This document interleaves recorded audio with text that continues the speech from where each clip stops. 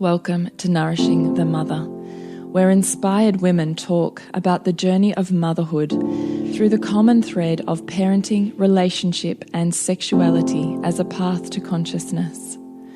We ask, in what ways can we show up more fully, live more meaningfully, parent more wholly, and love more unconditionally? How can we mine the wisdom from the experiences of our lives and expand into those challenges?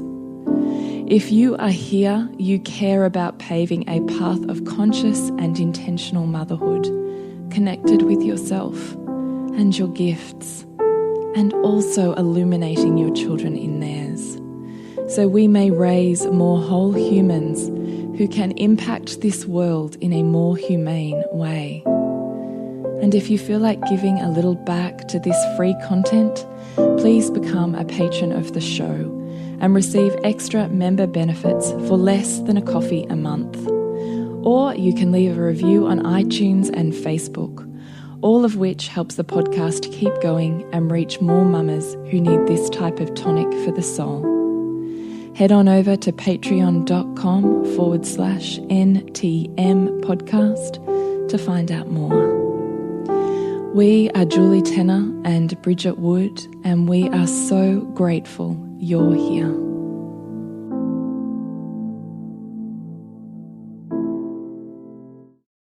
Hello and welcome to Nourishing the Mother. I'm Bridget Wood. And I'm Julie Tenner. And today we have a very deep and healing podcast with two of the most beautiful women that we have the great grace and pleasure to know, Shelley Clarke and Katie Parker, who will share with us today the stories of their own experiences of miscarriage. So we do want to let listeners know that if you have any triggers around baby loss, infant loss, or pregnancy loss, to perhaps skip another podcast or come back at a time when you're feeling healed and ready to hear the stories of other women. So we might just read Shelley and Katie's bios. Share them with you. So Shelley Clarke lives in Adelaide with her husband, 3 children, and 6-month-old puppy. She works as a physiotherapist and craniosacral therapist. She is also an aware parenting and hand-in-hand parenting instructor and loves supporting parents through in-person and online workshops. She is passionate about helping families navigate the everyday challenges of life. Shelley brings a warmth and understanding to everything she does and loves supporting others to know themselves more deeply. And the beautiful Katie Parker is a social worker, postpartum doula, parent mentor, and mum of 2. She supports women during pregnancy, postpartum, and beyond to honour themselves in motherhood. She provides both online and in-person pregnancy and postpartum care, perinatal counselling, group support, women's circles, and is now running a small group business mentoring program. Katie also supports parents to navigate the toddler and preschool years with a focus on connection, holding space for emotions, and setting boundaries with love. She is passionate about reparenting and loves working with mothers who are willing to do the work and heal their childhood stories. Beautiful. So I'd love to perhaps just remind you at this point in time to jump onto nourishingthemother.com.au, scroll on down to the red banner, pop in your email address, and we'll make sure you don't miss a beat on what's out there in the world, what we've got going on and coming up, so that you have an opportunity to know, grow, and dive in. We also just want to let listeners know that before we begin today, that this is not a podcast of medical advice. This is the stories individually of 2 women who were themselves supported by medical care and professionals. So, of course, we encourage every individual listening to seek their own medical opinions relevant to their own situation. Beautiful. So now we'll jump into the interview. So hello, Shelley and Katie. Welcome to the podcast. Hi. So this is Shelley. So that you know, because of course if you're listening in the audio format, it's going to be, you'll get used to their voices, but maybe we'll just welcome Shelley on first. That's a great idea. Say hello so we get comfy with your voice. But of course, if you're in the Seek More and you're a patron supporter of the podcast, then you'll be live streaming and watching us live and all of the bits and pieces and chatter that happen either side of a podcast. So you'll know more easily. But for our beautiful audio listeners, it might be really gorgeous just to have a reference for your voices. So, Shelley, would you like to just say hello? Hi, I'm Shelley. Thanks for having me. I'm very happy to have you hearing your beautiful story. And Katie Parker. Hello, I'm Katie, so thank you for having me back. Well, we're delighted to have you back. So, no, you go, Bridgie. Well, I was just thinking about how this came about, really, because Julie and I heard both of Shelley's and Katie's stories in quite a short time frame. And both of us just had this incredible, reverence for hearing your story, but at the same time, this kind of almost heart-crushing sense of, if only we knew that this was possible in our own experiences of miscarriage, in our parenting journey. So that's really why we feel so strongly to be able to create this space to have these conversations with you both, and are so enormously grateful for your courage and vulnerability in sharing those with us and our audiences. Yeah. So I'd love maybe just to start with asking you first, Shelley, was this your first miscarriage experience, or had you had a miscarriage experience previous to this? No, this was my first miscarriage. So I've had 3 kids. I've got an 8-year-old, a 5-year-old and a 2-year-old, and this was going to be our 4th little bubba. So, yeah, it's my first experience. Yeah. And how did you come to know, we're going to get into your story in a minute, but how did you come to knowing how you wanted to approach that? How did that happen in your mind?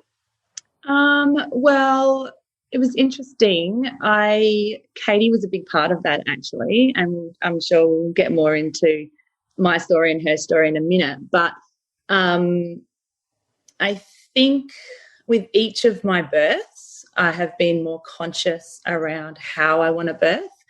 And so it's been an evolution with all of my births, a hospital birth to start with, and then a home birth, and then a beautiful healing hospital birth with a water birth back in the hospital for my 3rd.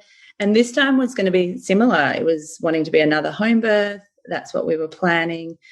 And so when we found out the news, it was really like, well, what are my options? And looking at what I really deeply wanted and speaking to other women and seeing what's possible. So Katie was a really big support for me, and a few other people that I spoke with, and, yeah, just then really looking at how I wanted it to be. Amazing. Yeah. And beautiful Katie, was this your first miscarriage? Yes, it was. Similar to Shelley, actually. This was my 3rd pregnancy, so I've got a 5 and a 3-year-old. And pretty similar experience. I had, a hospital birth as my first, and with a few interventions, and it wasn't really the birth I, would have hoped for. Second time round, I did have a very empowering and healing hospital birth with no intervention for that birth, and really 3rd time I was really hoping for a home birth, and that had been my plan as well. So yeah. And how did you come to knowing how you wanted to approach your miscarriage?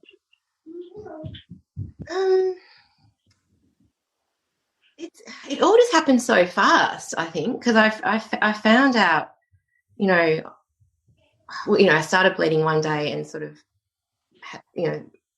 birthed the baby, 5 days later. I'm not really sure what the process was necessarily, just that I just had this deep trust in my body, that my body knew what to do, and that I just wanted this experience, to be a very different experience to what most miscarriage experiences I'd heard of. I just had this deep knowing in my body that I just wanted this to be different. I'm not really sure of the steps I took to sort of get to that point. It was this deep knowing, I think, is how I would describe it. Yeah, that's really what I was interested in. So, Shelley, how did you come to having Katie as a support person? Because you're in different states, aren't you? Yeah, we're in different states, yeah. Yeah, so how did you connect? Yeah, we met at an Aware Parenting workshop last year. So we'd met in person before, and I think we just have stayed in contact since then. And I remember Katie posting about her miscarriage, just one post that I'd read probably, what's the difference, about 4 or 5 months apart. And so I remember that post, and we were similar. Like, I started to bleed or feel like I was getting a period, and I was 12 weeks pregnant. I was like, oh, this doesn't feel quite right. And then the next day it was a bit heavier. We went to the doctor and went and had a scan and found out that there was no heartbeat. And so I may not get through this without crying, so I'm just going to and so we it's heartbreaking that, you know, that the moments that you're in a scan, kind of knowing, I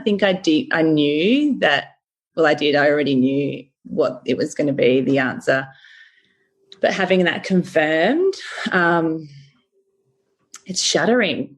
And so my husband was with me, and we came out of that, and we were crying, and I asked the radiologist, what do I do now? And they said, well, you can go to the hospital, you can go home, you can have some time, you know, whatever you want to do. And my husband asked me, what do you want to do? And I said, I just want to go home, get into bed, get my journal out, and actually just cry and journal. And that was my first sort of thing that I wanted to do.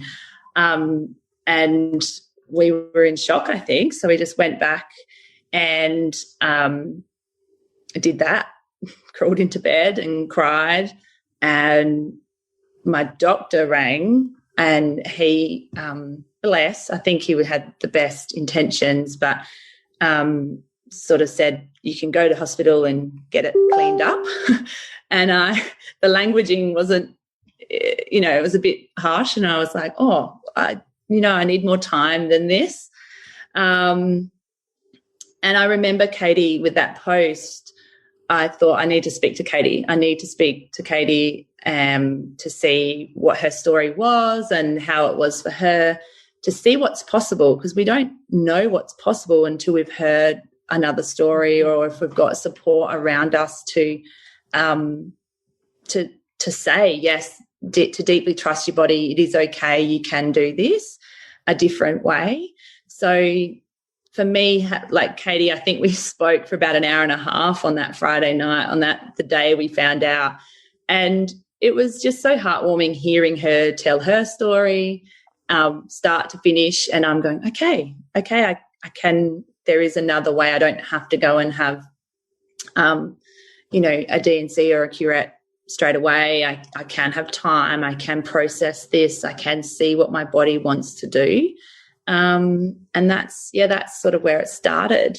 I had other phone calls as well to a couple of my mentors that are, wise women in the world, and they shared their experience as well. One sort of sent through an article that they'd written about their own miscarriage that they had at home. I spoke with my midwife, who was amazing. She said, you can come into hospital, you can stay at home and let your body naturally complete the process. So it just, having people show me and talk to me about what was possible, I think then I could to work out what I wanted. So beautiful. And ultimately that's why we're doing this podcast, is because we want, we're going to get to you in a minute, Katie, but how amazing that you wrote one post. And how much do we also so much judge social media and sharing your lives and blah, blah, blah. And yet your one post, and I imagine the ripples are far wider than even Shelley's incredible story, but your one post sharing has ripples of enormous impact on women you may never know. Like, don't you think that's extraordinary? I'm actually just getting goosebumps thinking about how, because it wasn't just Shelley. I've had other people, not in Shelley's exact situation, but other people contact me as well. And just, people I've never spoken to before. Just so grateful for hearing my experience and just, sharing their own experience of how when they went through that, that was incredibly isolating and difficult time for them. And not really, because I talked in that post, and I then followed that up with a blog article I wrote about a month afterwards. Talked about just the power of sharing our stories and being supported by other women and having that circle of support around us. And I think that was quite impactful for, I've had quite a few people contact me about that and share that. So I think it's extraordinary. Yeah. So that's our purpose of also having this, sharing both of your stories here and having this podcast, is because Bridget and I are absolutely believe in the power of women's stories and sharing of their embodied and lived wisdom and vast experiences, because often we don't know what's possible until we see some version of it out in the world. And when our communities are so isolated, it's very hard to see a huge spectrum of possibilities. So we do think that both your stories, whilst different, are also so extraordinary in how they challenge the paradigm of what's possible in our cultural perceptions of miscarriage, which is why we're here to really share your stories. So I just wondered, before we started, and because your miscarriage was first and informed Shelley's miscarriage, I was hoping it was okay to begin with your story, Katie. Would that feel okay for you? So I thought what we could do maybe first is just all of us take a breath together. How do you feel about that? You're okay with that? Because I do think also for women that are listening, particularly if they themselves have experienced a miscarriage, that your stories may also hit pieces and places within them that need to be acknowledged, and that they may have rushes or rises in adrenaline or feeling. So I just think maybe it's really worth just all of us, listeners included, taking a breath together. What do you think? Beautiful. All right. So wherever you are, I just want you to maybe give yourself a little wiggle and find your pelvis. And then when you've found it, I just want you to breathe as deeply as you can breathe and expand. Hang on a minute, is that your Facebook, Bridgie? It's not mine, no. It's be Facebook Messenger probably. That's fine. All right, let's come back. So see if you can feel the base of your pelvis like a bowl or a vase, a beautiful vase. And see if you can swell with your breath the base of that vase in a 3D capacity. Breathing out so it expands all sides of your pelvis.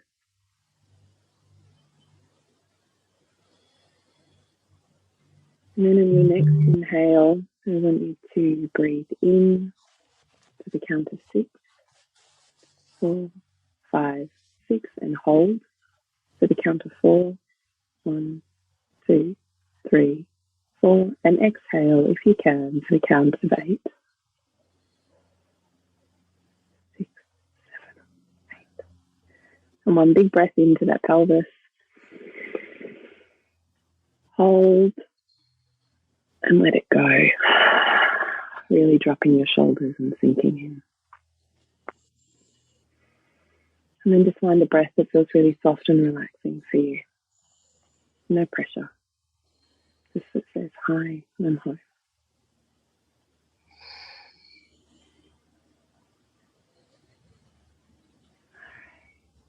Beautiful, Katie. When you're ready, we would really be honoured to hear your story in all of its full colour and however you would like to begin it. Thank you. I also just want to say thank you for the opportunity to share our stories as well, because I think there's so much healing in that as well. So thank you. And also I wanted to start by acknowledging that obviously this is my story, this is one person's story, and I also am aware that this may be triggering for other people to listen to. So, just sending you all who are listening so much love and gentleness, and I would just share my experience. Yeah. Okay. So I think it's probably worth mentioning that before I even became pregnant with this pregnancy, I was studying a Master's of Palliative Care, and last year I was doing a research project, and for that topic I had picked the support that bereaved parents experience after perinatal loss in the Gippsland area, which is where I live. And so I wanted to examine, I was wanting to make it relevant, obviously, to my Master's in Palliative Care, and also to my new career, which was, you know, working in pregnancy and postpartum. And as I was doing the literature review for this project, I was reading all of these articles and all of these women's stories around miscarriage, and I had this really strong feeling at the time that my next pregnancy was going to end in loss. And it was almost like this feeling I had, and that's almost like, although intellectually I know this not to be the case, but I had this feeling that that's what I needed to experience to be able to support women who are going through this experience themselves. So it was this really sort of strong feeling that was there at the time, and then it went, you know, and then of course it was a few months later that I then did become pregnant, and the pregnancy pretty much proceeded just like my other 2 pregnancies, which was basically 6 weeks of utterly horrendous morning sickness. Like I was bedbound for most of those 6 weeks. I even wrote a poem which I recorded called Ode to the First Trimester, to share my experience of this horrendous morning sickness, and actually recorded myself saying this poem, and ironically posted that to my social media the day before I started bleeding. So I, same as Shelley, I was 12 weeks pregnant. I was showing, like, I was very big. It was also the night before that my partner took a video of my kids singing my baby a song, and I was there like stroking my belly, like, which was quite big at the time. And they was like, my son just made up this song, and it was, you know, something along the lines of like, "We love you, baby. Yes, we do. We love you." And they were stroking my belly. And anyway, so that was the night before. And then the next morning, we were actually away. It was the March long weekend this year.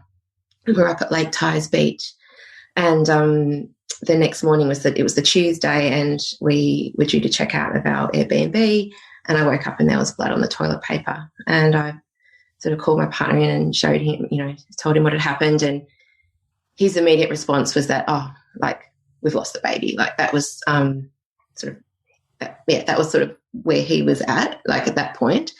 And I'm also going to use language like miscarriage and losing the baby. I don't particularly like the language that we use around this, but I'm just going to use that language because that's just the language we tend to use in terms of, like, losing the baby. Like, I don't, that's sort of where things were at that point. Whereas in my mind, I knew of lots of people who have spotting in pregnancy, and that doesn't mean anything. So I sort of had this feeling, but also I sort of was maintaining optimism at the same time. And then throughout the day, it sort of went away.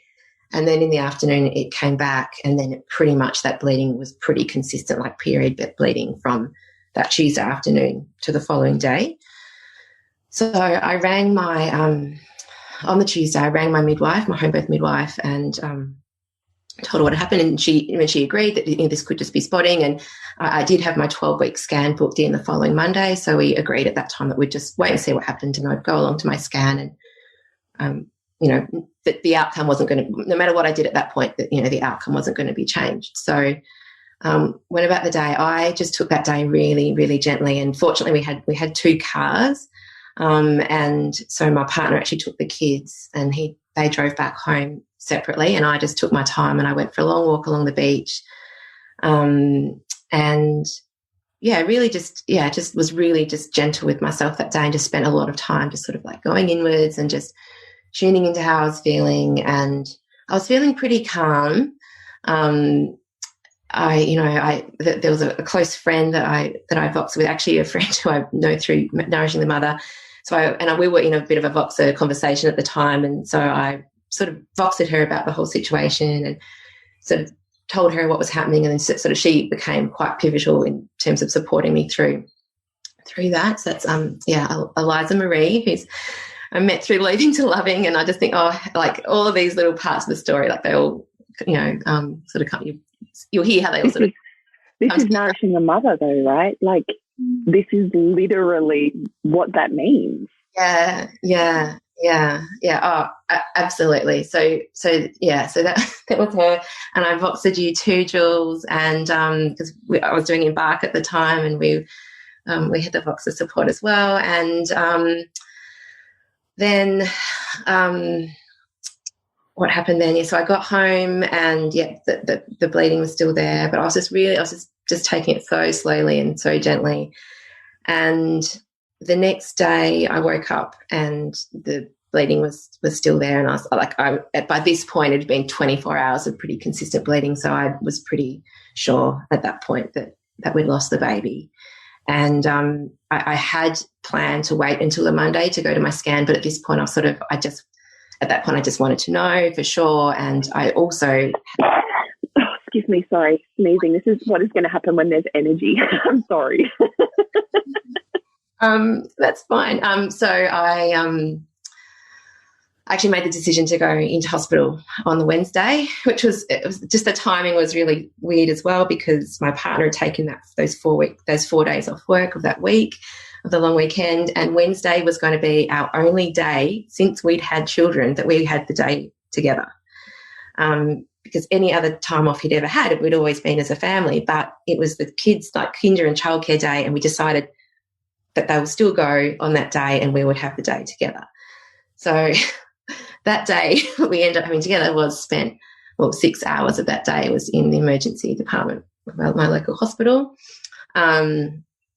It was, the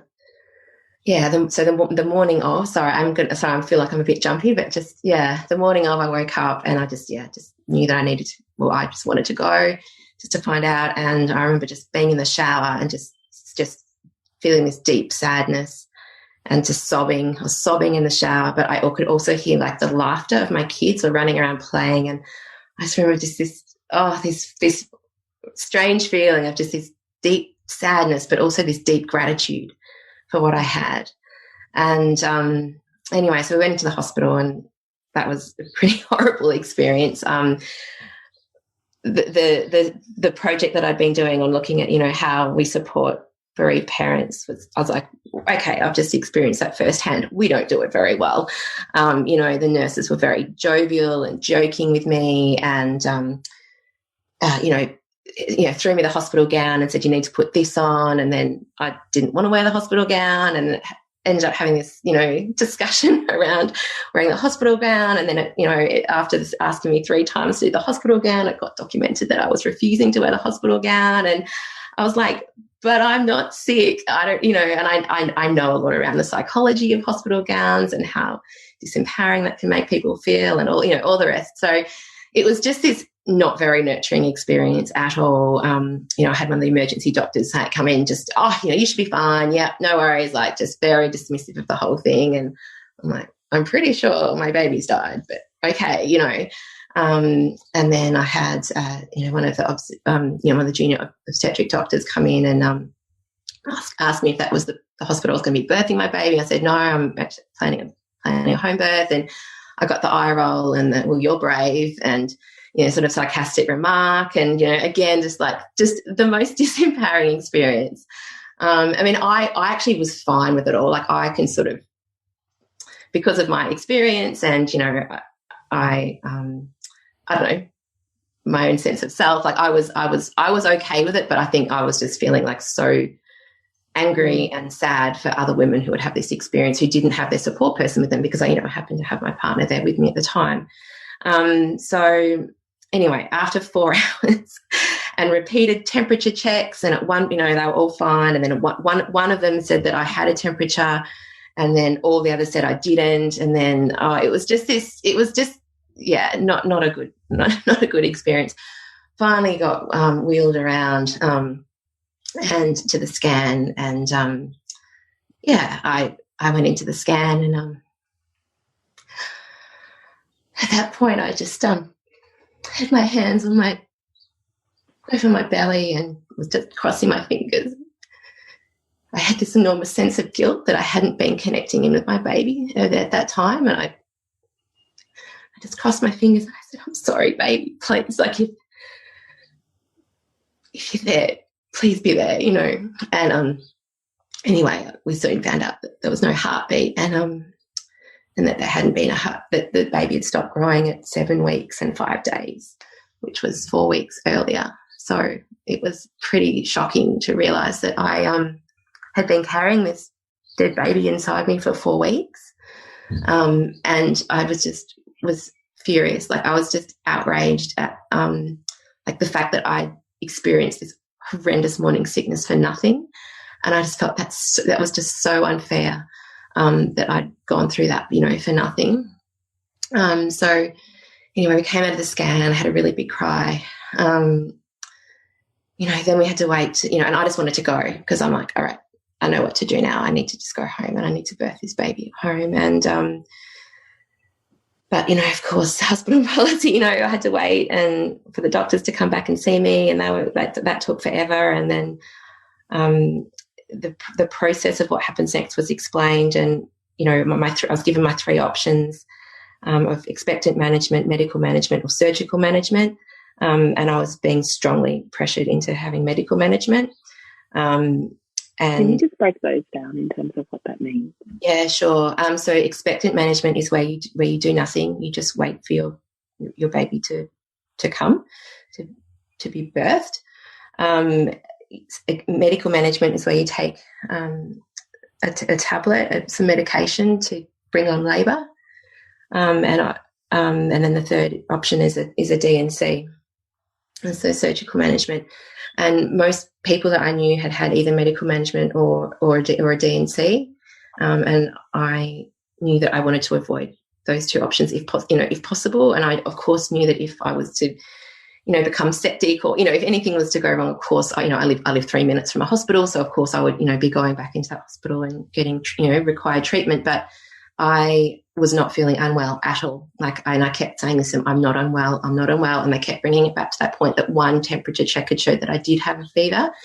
But I said, but I don't know, 15 minutes later, they checked again and I didn't. And I'm like, I'm not unwell. I feel perfectly fine. I want to go home. And then the doctor went away, and I think she's on the phone to her consultant, and she came back and she said, I just need to know why you won't take the tablet. And it was just it was just awful. You're incredibly strong in this process, incredibly strong, even to be like, I'm well, when the entire system around you is saying, you're not well. Yeah. That's extraordinary strength. Yeah, and I think I'd also like just to say, if this was me during my, with my first pregnancy or even my second, this would have gone probably very differently. But yeah, I'm a different person now, I suppose, than I was back then. And so that I think, because I know a lot of people have said, oh gosh, I wish, sort of, and particularly I think for you both as well, you say, said that heart crushing feeling of, oh, we wish, we knew that. And I think if I was back then, I wouldn't have known that there was this way of doing things either. So anyway, so it finally got out of there. And Can I just ask, what reason did you give for not taking the tablet? What did you say to her? I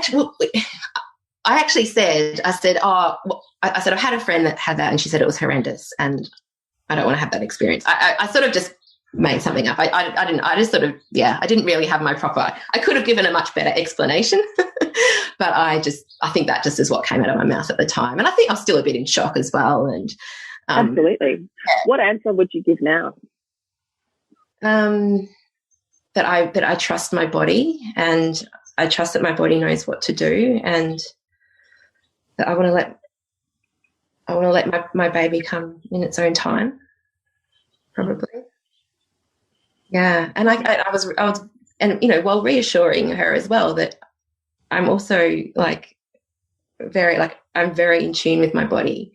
If anything was to go wrong, if I was to get signs of sepsis or anything, I'd be straight back into hospital. I'm not stupid. I'm not going to ignore those sorts of signs. So yeah, so I finally got out of there and came home, and just I think my partner went and picked up the kids, and I remember just sitting. It was a sunny day. I sat outside on the grass, and it was quite surreal, sort of what do I do next sort of thing.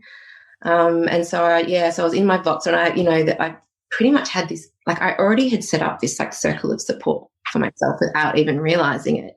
Because, I was Voxering with Eliza, with you, Jules, with Lael, my other mentor, and I was just getting the most incredible support already before anything had even really happened. And so later that night, sorry. Let's spin that for just a minute, just to hone in on that. So what I find interesting is just also flipping what support looks like, that support can look like something that's virtual as opposed to something that's physical. Are you able to just to talk around that a little bit more when we talk about resourcing ourselves to be nourished? Yeah. Oh, sorry. One other thing I forgot to mention when I left the hospital, there was no. I was literally left with no support. Just the instruction to come into their clinic the following week, sort of for a bit of a checkup. No brochures or no mention of Pink Elephant Support Network or SANS or none. Bears of Hope. We have all of this support for people experiencing perinatal loss, yet none of that was provided to me at all at the hospital. I mean, I'm fortunate in that I obviously had done a research project on it, so I knew of what support in that regard was around, and not that I felt that I needed that support because I felt like I had enough from my own support circles. But as a patient experience for the majority, yeah, exactly. So the difference of the. So what did you want me to do? Just break down the difference? Well, I just think it's fascinating because you and I, and I imagine you too, Bridget and Shelley, all are women who have found enormous network and support in finding our niche community, tribe and group of women that hold, sustain and nourish and support the way that we see life and parenting and all of the things in that, right? And we've found that because it doesn't exist in our locality, but exists essentially across the globe, and we've been able to resource ourselves with a support network that is virtual. And yet I still think there's a judgment around the fact that I'm not supported because these people don't exist in my physical location. Do you know what I mean? Like, I just think that's a wrestle that a lot of women have. And what I love about your experience is you're like, I'd already set up my circle, and it was Jules and it was Lael and it was Eliza and they are all online people, right? Like, I just think that that's interesting also as a perception flip for women. And I know that you support women postnatally or during pregnancy as well in an online capacity. And I still think that's something that women have a lot of trouble getting their head around what that looks like. So I was just more interested in that, just having a little bit more depth in it. Yeah. And I think I've talked about this a lot, particularly around, our current situation of COVID-19, is that support can absolutely look like online support. And I mean, when I look back over my last 2.5 years since I discovered Nourishing the Mother podcast, and then went on to do courses, and then that my online village has just like exploded since then. And some of my closest friends, I don't live anywhere near them. Right. Like, how amazing is that? I haven't even met in person yet. So I think there's immense power, and I think if you don't have the support locally, then absolutely look outside the square, look to online and virtual support, because it is there. Like, you will find your people. You just need to know where to look, really. And I got extraordinary strength and support from my online village through this experience. Yeah, absolutely.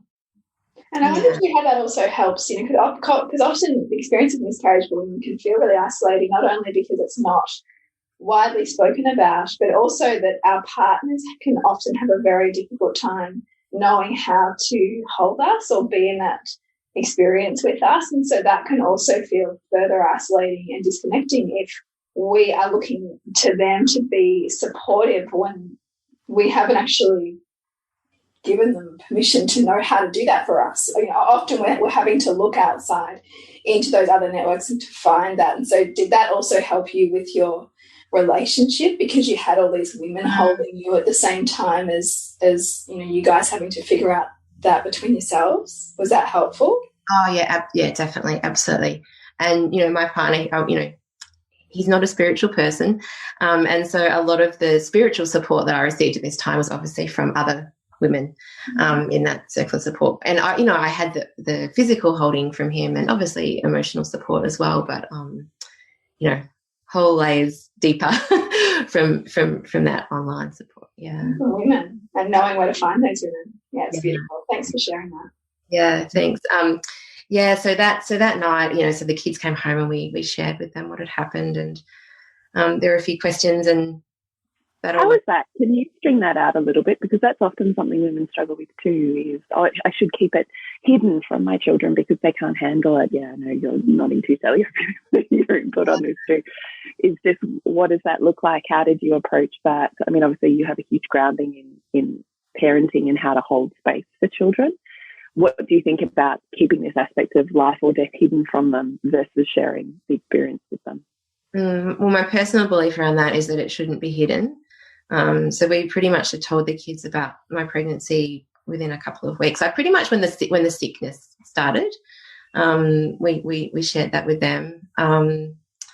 So I don't feel it should be hidden at all. I think in many cultures around the world and ours, a few hundred years ago, the whole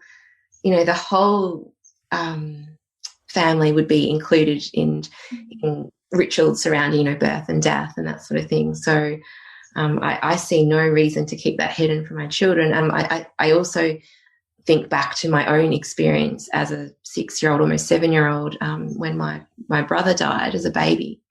And I mean, obviously I knew that he had died because he was born and then he died 2 days later. So it wasn't that the death was hidden from me, but my mum's grief was. It just wasn't spoken about. I never saw her cry. I never saw her grieving. I mean, she died a few years later, but from what I'm told, from my dad, he says, well, she just wanted to be strong for you guys and didn't want to, show any emotion. She didn't want to make you upset. And while I completely honour and appreciate where she was coming from there, I think I have a different perception around that and sharing that with children. And I think it's been very important for me and for my partner as well to share that with the kids. And particularly just recently, a couple of weeks ago, it was Pregnancy and Infant Loss Remembrance Day, and I decided that I wanted to attend the SANS service, remembrance service, and that I wanted the kids to be part of that if they so choose to, obviously no pressure or anything, but explained what it was and did they want to come and be part of that, and they did, and it was an incredibly powerful evening. Just sitting as a family, with our candle for our baby burning, around the computer screen on this Zoom call, and, answering questions that came up along the way. I think that was just I personally believe that was really important for my kids to experience that as well. And how did you explain it to them? What sort of language did you use with them? Just really simply, my thing was just being simple and honest around the whole thing. So just that they knew there was a baby in mummy's tummy and that the baby died. That's pretty much how we explained it. And how did they process that? Well, my 3-year-old didn't really she didn't really get it, I don't think. I mean, although she has come to me with other questions and comments, since then. So at the time I felt like she didn't really understand. My 5-year-old, he had some, I can't exactly remember his responses, but he had some pretty thoughtful responses to that. And he'd ask questions, he'd ask questions around it. I could really see that he was trying to make sense of that as well, of what had happened. Just trying to think of some of the questions he asked me. Oh, one of the things was a few weeks later and my stomach was still quite big, and he said, well, Mummy, if the baby died, why is your tummy still so big? And, it was just him sort of, just making sense of all of that. And, I think they've processed it pretty well from what I can gather from the conversations we've had. It all seems fairly appropriate. It's so interesting, isn't it, that idea that parents might often have about wanting to protect their children, but you remember the felt sense of almost instability likely that created for you as a child, because the reality is our kids are feeling everything even if we're not putting words to it. So by bringing that, that to the surface and allowing that to be healthily processed is actually really empowering for children, and that they're more almost connected to the cycles of life than we are, because they haven't been indoctrinated and out of those normal processes of and a movement of energy and of nature and all of that stuff that as adults we can be disconnected from. So I think it's really beautiful that you've given us that insight. Thank you. And I'm so glad. Like, I don't have any regrets around sharing what I did with the kids. Like, yeah, I just answered their questions honestly and simply, and if they wanted more information, they would ask for it. You know, like, I didn't go into great detail, but if they wanted more information, I shared that. So that's how we sort of navigated those conversations. Yeah. So that was so this is the Wednesday night. I also had I had booked tickets to come to Seven Sisters Festival that following weekend. I was due to drive down on the Friday, and I really wanted to have birthed the baby before I went. And so that evening I was actually voxering with Lael, and she just voxed back like pretty much exactly what I needed to hear in that moment. She was like, because I was like, how do I facilitate this process, and so, through these messages, it was, she was encouraging me to really tune into my body and tune into my baby and talk to my baby and let her know that it was safe to let go, and that she could, letting my body know that it was safe to release the baby.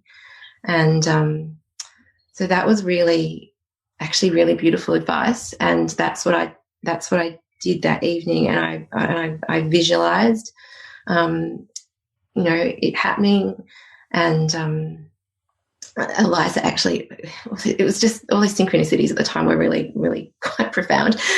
She'd also, like, independently voxed me, because I'd shared with her that the baby had died, and she voxed me a meditation. She just made up this meditation for me. It was about 10 minutes in my voxer, and it was just went perfectly with what Lael had suggested that I do in terms of tuning in with the baby. And so I just listened to this meditation, multiple times, and just really tuned in and spoke to my baby. And just let her know it was safe. It was safe to go, and that I loved her, and it was safe to leave now. And so I did that Wednesday night. Thursday, still Friday morning, nothing had happened. I was just still had sort of normal period bleeding, slight cramping, but not really anything. Nothing really serious. So then it came to Friday, and it was the day I went to the festival. And just another bizarre thing was I'd been contacted by a friend earlier in the week she was due to drive down herself, but her van had broken down and she couldn't drive it, so she was looking for a lift, and she had found out that I was going. So she asked if she could get a lift, and then at the time I was like, well, I don't know. I've just had a miscarriage. I'm not even sure if I'm going or what's happening. And anyway, in the end, I ended up picking her up and giving her a lift. And this was a woman who I'd met once at a women's circle a few months ago, or even longer than that ago. We hadn't had any contact. I think we tried to tee up a coffee or something, but it hadn't worked out, and I'd been really sick and it hadn't worked out. And anyway, so I've met this woman once at a circle, and I gave her this lift down, and we were in the car for a bit over an hour together. And just the conversations we had, like, I was sharing about my experience, and then she had something else going on in her life that she was sharing. And I was like, and both of us were like, wow, like, we were meant to be brought together today of all days, both of us having had these experiences, and we were both like supporting one another. It was just the most incredible. Because otherwise I was just planning just to drive down by myself and probably, I don't know, listen to a podcast or something, and so that in itself, so we got there, and already I was just feeling like, wow, like that was really, really special to have shared that car ride down together. And then I was meeting up with a friend at the festival, so I met up with her, and I'd meant to take some Panadol with me, and I'd forgotten. I just, in the rush to get out the door, I'd forgotten to pack the Panadol. So I was sort of expecting, cramping to sort of ramp up, all that sort of thing.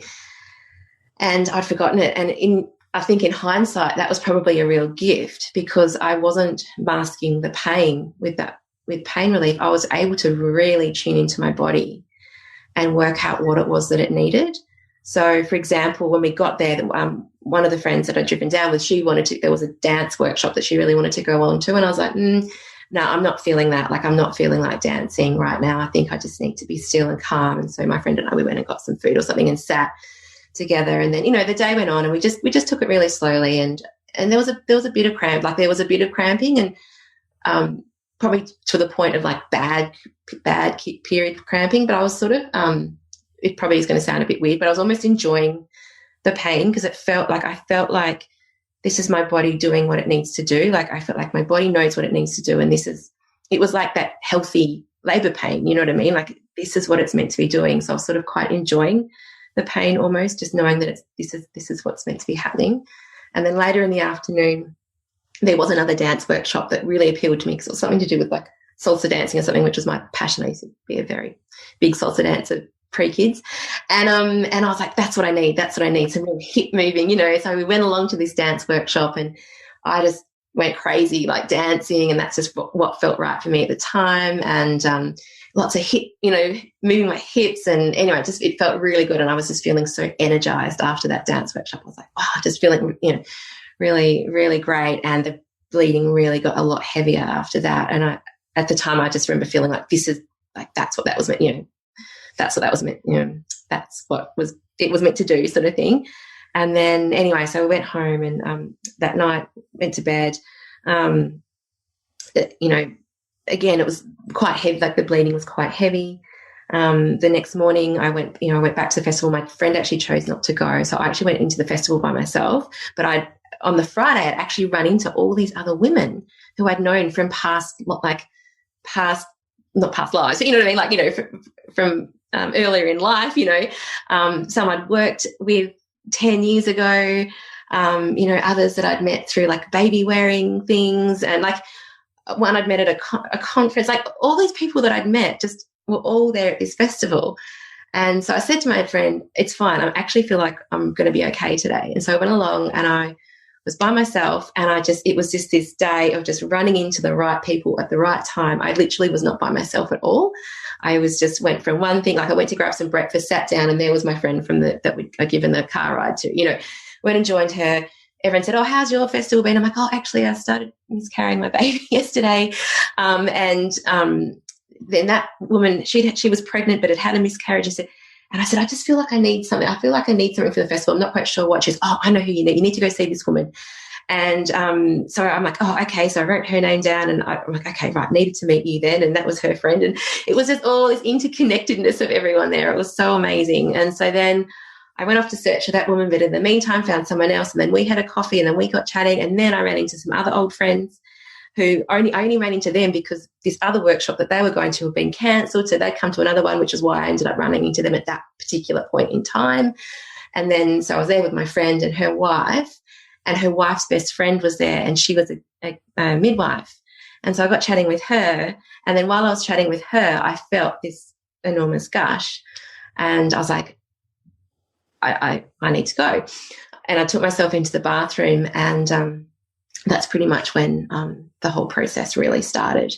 And I was in the line to the bathroom, and I felt another big gush, and I was waiting and waiting patiently, like back in the line. And then I saw someone come out of the toilet cubicle, and I just ran. I just said, I'm sorry, I'm having a miscarriage. I need to get in there. And then this woman who was at the front of the line just said, oh honey, I'm here for you. I'm holding space for you. I'm right here. And she stood outside the cubicle and she started singing to me. And it was just like so amazing. So I won't go into all the details, but I was on the toilet. There was a lot of blood, a lot more than I thought there was going to be. And at that point, I looked up, and my bag was hanging over the hook on the door, and my phone was poking out of my bag. And it was at the time I had notifications on my phone turned on, and a message popped up saying, Voxer, Julie Tenner is talking. And I was like, oh my God. I was literally in this toilet, like having this miscarriage, going, Jules is here with me. It's okay. Like, she was replying to a Voxer, I think I'd left the day or 2 days before, you know. And I was like, oh my gosh, this is just surreal that this is happening at this particular moment in time. And I was just like, oh my goodness. And then the singing was going on outside the door. And then there was just like, there was a lot of blood, and but it was at this point I was just like, oh my gosh, this is just the most surreal experience of my life. And so I think I messaged my friends that I knew were just outside, the friend and her wife and her midwife friend. I messaged them. I said, there's blood everywhere. I don't know what to do. And they came in and I called out. I said, does anyone have any paper towel? Like, I need something to clean up this mess. And the woman next to me, this one that was singing, she said, oh, I'll go get you some wipes. And as luck would have it, she happened to be in the cabin right next door to the, one step outside the toilets, literally like, people camping all over the bush, and she happened to be right there, grabbed me some baby wipes under the door, so that I could like clean myself up and everything. And it was just all of these things. And then, the midwife came in and it wasn't like I needed anything in particular. I'm just like, I just wanted people to be there, and just sort of, just knowing that they were there for me. So that happened. I got everything sorted. I went and found the woman that I was meant to find, but by that point it had already happened, So I just had this conversation with her, and she just she said to me, oh, you birthed you've just birthed your baby. And I just like put my hands on my heart. I'm like, thank you so much for saying that, because I hadn't actually thought of it in those terms. And that was just really, really just a profound moment for me. And, at this point I was running out of maternity pads, and I went over to the first aid tent and I said, have you got any pads? And the doctor there just sat, she said, no, we don't. And I said, oh, okay, I'm having a miscarriage. And she like leapt up from her chair and she's like, oh my God, are you okay? Do you need counselling? Like, and I was like, no, I'm really okay. I've just run out of pads. And so she went on this massive, flurry of activity, finding pads for me and radioing everyone. And all of a sudden all these pads were appearing. And it was just this, just incredible. And as I was coming out of the bathroom, I ran into this woman, and I shared, who I knew from the baby wearing, and I shared my experience with her, and then she shared with me that she'd had a miscarriage at Seven Sisters Festival last year.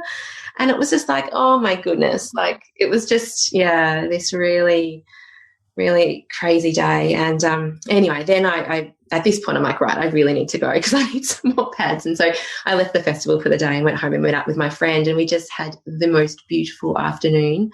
We went down to Mount Martha Beach, and we just we went out for dinner. That's right. I had a nap, and then we went out for dinner. And I meant to take I had bought some Panadol by then, and I meant to take it with me, but had forgotten, and had sort of got through dinner and was actually, was fine. The pain, and I know that the pain can be really, really, really bad for some people, but fortunately for me, it didn't ever get sort of beyond the bad period sort of pain, like quite bad cramping, but it passed fairly quickly. So I think I was quite fortunate not to be in too much pain, as I think a lot of other people experience. And so we went out for dinner, and then we went for this beautiful walk. It was sunset, and we walked along Mount Martha Beach, and we would just chat. So like this whole day I'd just been like chatting and processing and sharing my story, and feeling just like all these arms like wrapped around me in so much support. And it was just incredible. And then the next day I did actually go back to the festival for a bit, because there was just a few things I just wanted to do, and I wanted to buy like a crystal. So I just wanted to buy something like as a memento for my baby. And so I went along to this crystal shop stall at the market there, and I just burst into tears while I was there. And this woman there came over, and I just said, I just had a miscarriage, and I'm just looking for something, to remember my baby by. And the woman went behind, and she came out, and she had this, and that's right, I was looking at the little rose quartz crystals. So I just knew that meant love, and I thought that would be nice, and asked if they could make a neck, if they had any necklaces out of that, and they didn't. But she went and brought this huge heart-shaped rose quartz crystal, and she just gifted that to me, and I just started crying all over again. I'm like, oh, thank you so much.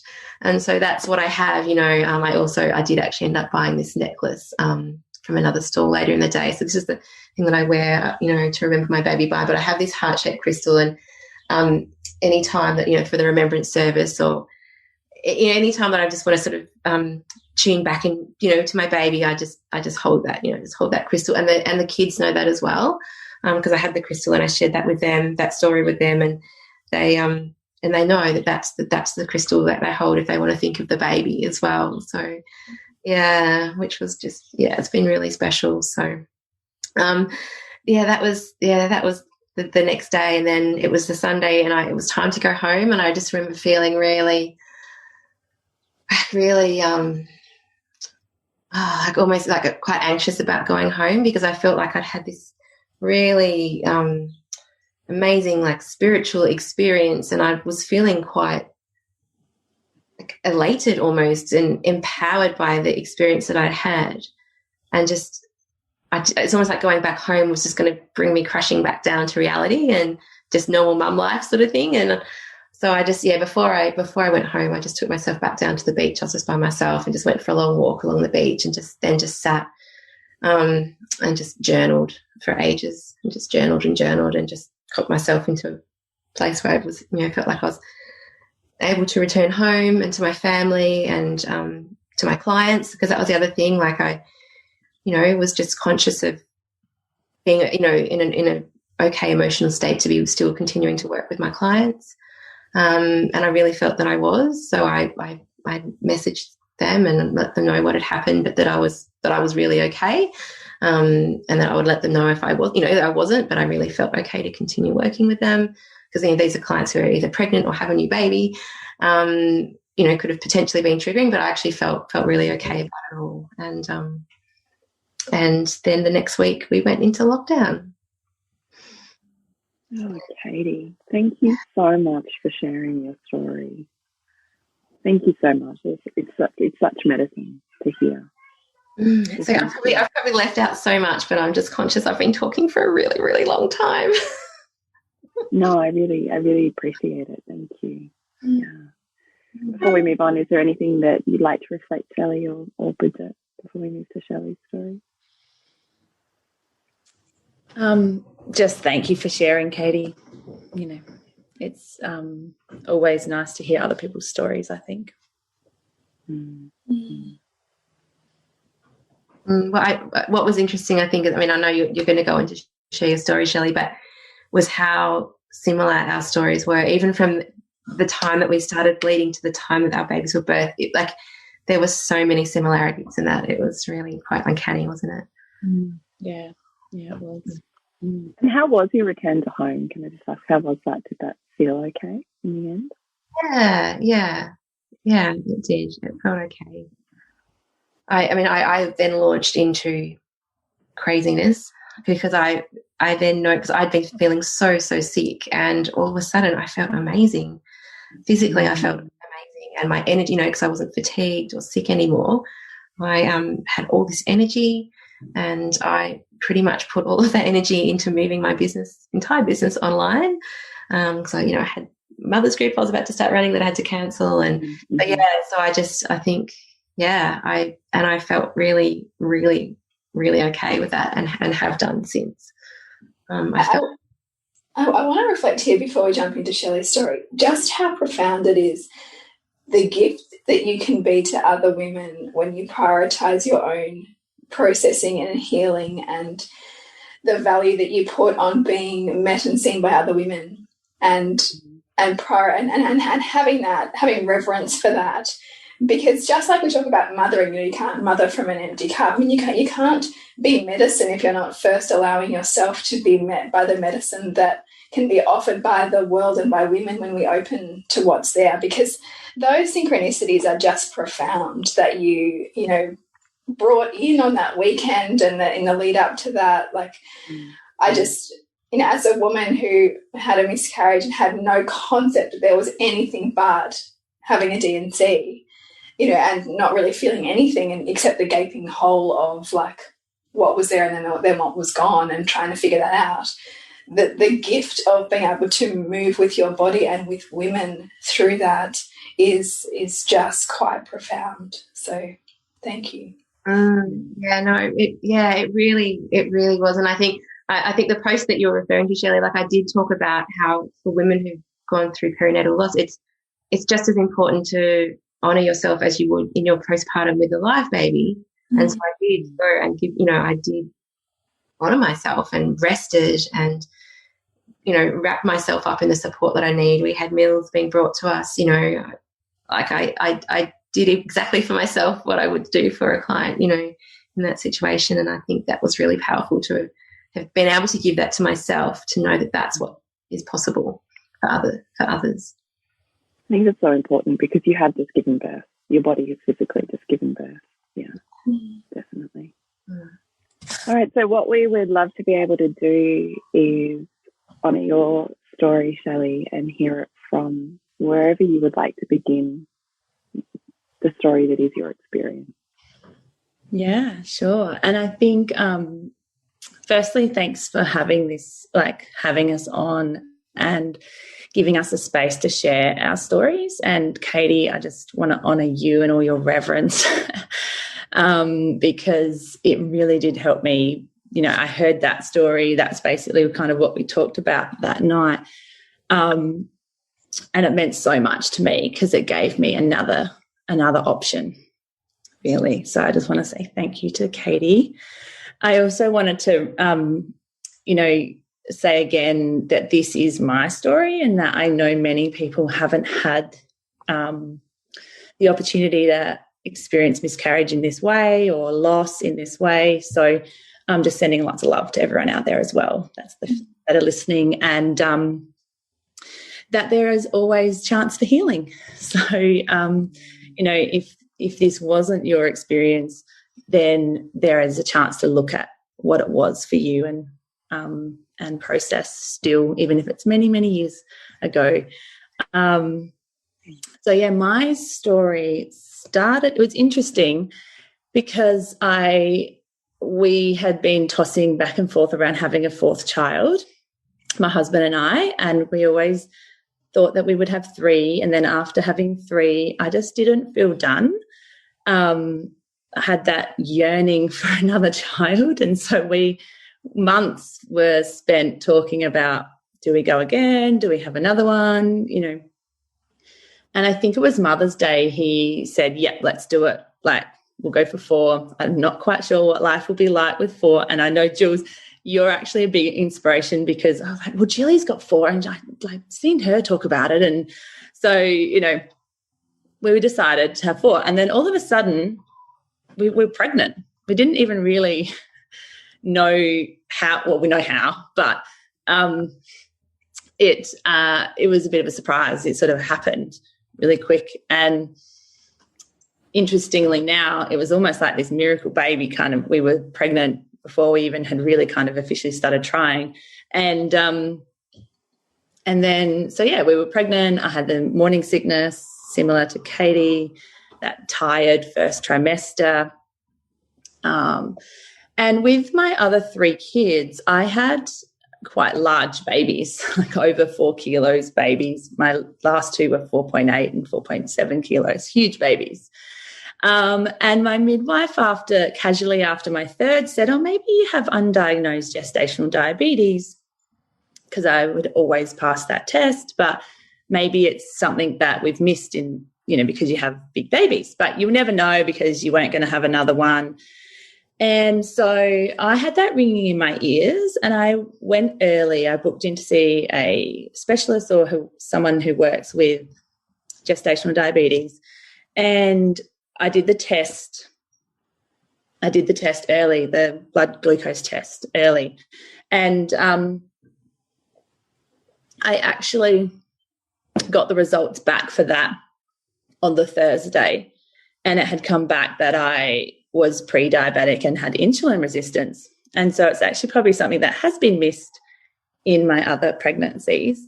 And so my doctor rang me on the Thursday at lunchtime and said, yes, hi, he's, and said, yep, high results. You need to look at a diet and managing so it doesn't develop into further gestational diabetes. So that was on the Thursday lunchtime. And then in the afternoon, I had this back cramping, kind of like a period type cramp. And I picked the kids up from school and I drove home. I was like, oh, gosh, I feel like I'm getting my period. This is in my head. And the next thought I had was, oh, I'm going to miscarry. I'm going to lose the baby. It was, you know, and then I thought, oh, that's a weird thing to think. I came home, I went into the bedroom, the kids went and played, went into the bedroom, I got down on my knees and I was just crying, bawling my eyes out, praying, please stay, because I just kind of knew. And I got this message or a voice. I always feel like I sound a bit crazy when I say these things, but a voice came in, and knowing really, my job is done, Mama. And it just said, my job is done, Mama.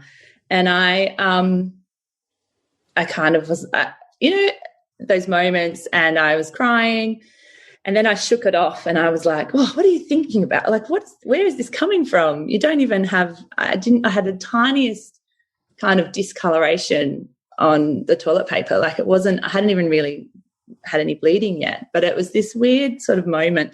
I shook it off, but I did message my husband and said, I don't feel quite right. I think I've had the first time in all of my pregnancies that I've had a thought that I'll miscarry the baby. And he messaged me back like, what? and then he said, do you want me to come home? I said, no, it's okay. We'll just see. The next morning I woke up and there was a bit of a clot that had come out on the toilet paper, so it's a bit more like the start of a period. And I was crying in the toilet, and I was meant to work that day, but I think I saw one client and then cancelled the rest. And that's when we went to the doctors. Our doctor said to go to get a scan done. And then so we just went to a viability scan at the ultrasound place, and my husband came along, and that's when that feeling when you're looking at the sonographer, and it's like, do I look at her? Do I make contact? Do I want to see what her reaction is on her face? But I think I just deeply knew from the night before's message. It made sense. It just made sense when I found out that I was pre-diabetic, that the message, my job is done, really was around helping me with my health and bringing me that information. But it was heartbreaking, but in the same moment receiving these really profound guidance or messages, I suppose. So we had the scan and they said there's no heartbeat.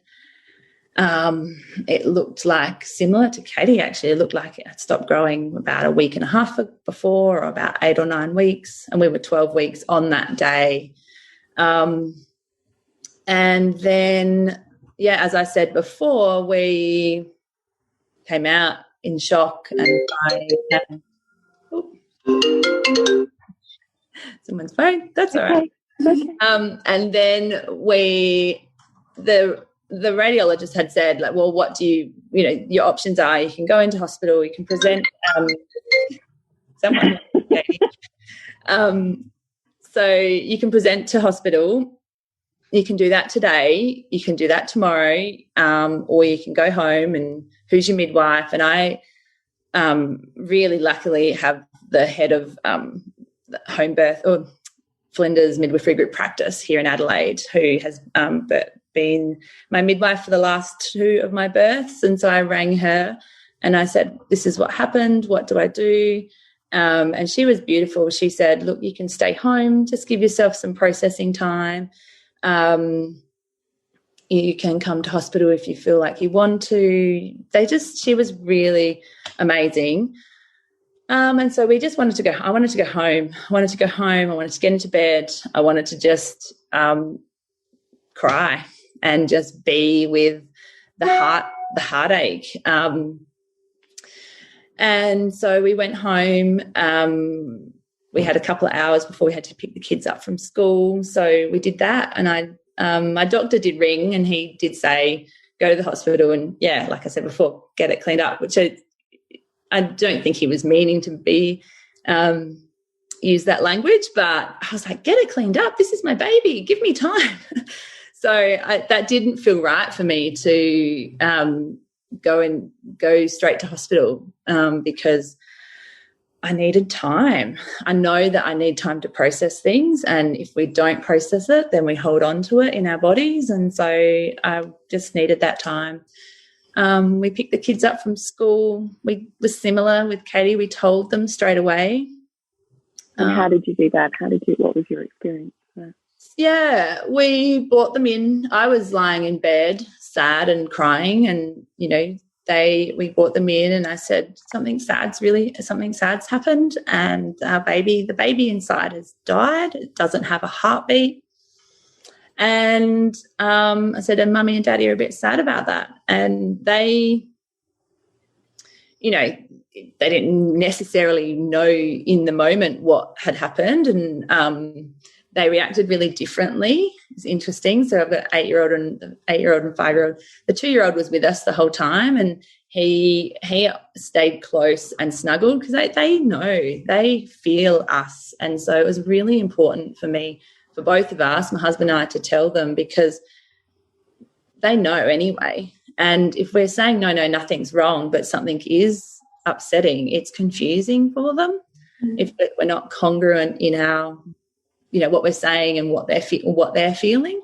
So we just said that. We said, this is what's happened, and Mummy's sad, so we're going to stay in bed for a bit. And my husband said, do you want to come play? And so, he took him out to the backyard and bounced played some soccer or did something like that.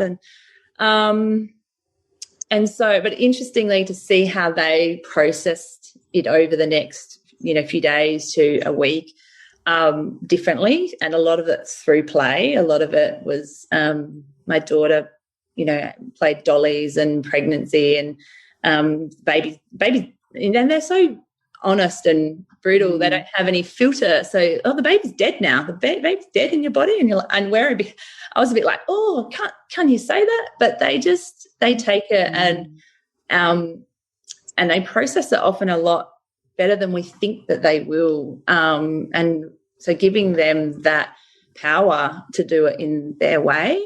So, and my son, who it was really interesting actually, on a side note, on how we process grief with our kids, and how there's some acceptable kind of the things that we think are acceptable ways of processing grief, and other ways that we want to shut down. But actually everyone's got their own way of processing grief, and there's no right or wrong way. Like my daughter wrote a card to the baby, and she wrote it out saying, I hope you have a nice time in heaven. We love you and we'll miss you. And part of us is like, oh my gosh, that, brings up tears. And then seeing how my son, who sort of said, oh, that's good, and seemed quite not connected with it, or, oh, that's good, at least now we'll get you back to playing, at least you won't be so sick anymore.